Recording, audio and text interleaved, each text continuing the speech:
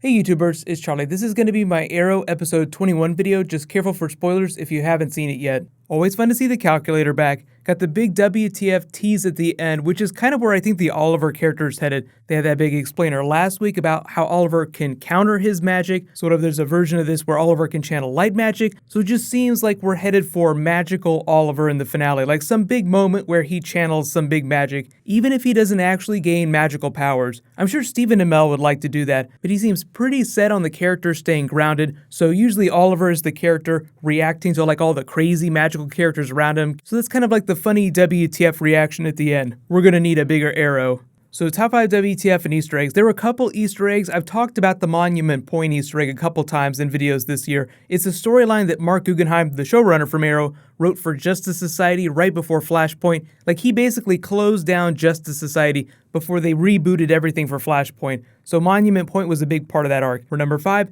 Haven Rock gets wiped off the map. So there were a couple differences from the comic book storyline. They were really just borrowing the name. But in that storyline, there's a bunch of bombs placed all over the city by the villain. The Justice Society has to stop them from going off. Part of the city blows up anyway. They end up fixing it. Jay Garrick becomes the mayor, and all's better. But he absorbed the souls of tens of thousands of people as opposed to the millions of people that were in Monument Point. So number 4 WTF, they have to get help from Calculator. Always fun to see him back. Now he's a Birds of Prey character, but they don't really have like all the Birds of Prey characters on the TV show. So maybe in future seasons, if they bring the new Black Canary back and they actually make her the Black Canary, that's kind of where it seemed like they were headed with that character when they introduced her and she was able to mod the canary cry for herself. But that's all season 5 stuff. He's definitely in next week's episode, but I don't know if he's also in the finale. But one of my favorite moments, it was kind of a throwaway moment, but it was still pretty funny, when she almost runs him over with the van. Oliver has his bow, Felicity has her van.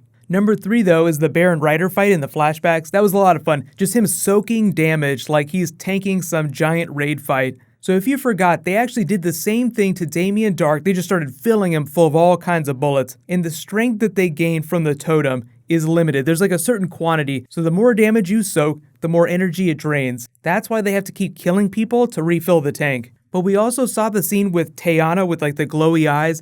Last week when Oliver was learning about the magic, they played this greatest hits reel. There was a scene from this week's episode when he said something bad had happened in the past to one of his friends because of one of these idols when he was talking to the shaman last week. I'm wondering if that means that she gets corrupted by dark magic and ends up dying.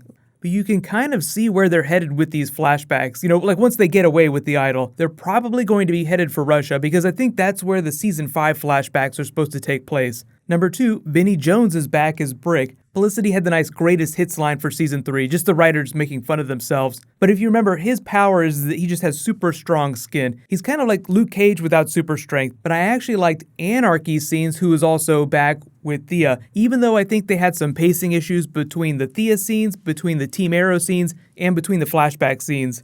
The way Thea played it made me feel like Alex is dead. I was never a big fan of his character, but it's always interesting to see the show bring on notable actors just to see how they might use them. Usually there's some expectation of secret identity. Like anytime they bring on a name actor, you're like, I wonder if this is going to be somebody from the comics. So I feel like he had a couple good moments when they were doing the campaign storyline, but after that I wasn't really a big fan of Thea's scenes with him.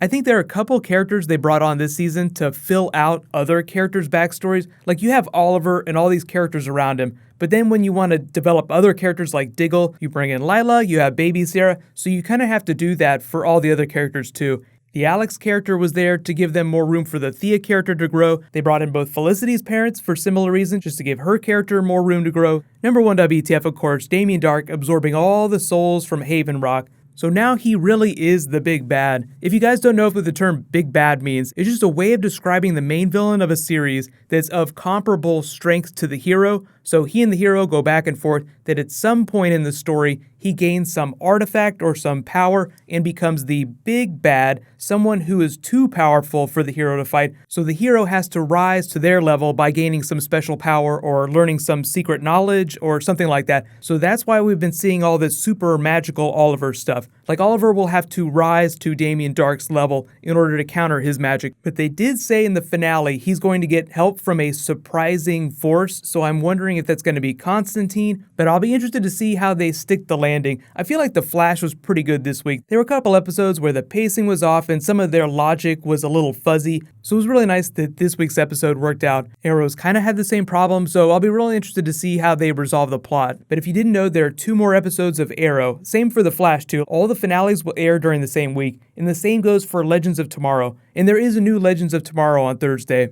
If you haven't seen it yet, I did start a new round of the giveaway in my Flash video. That'll just stay open for the rest of the week, because I'll do a couple more DC videos.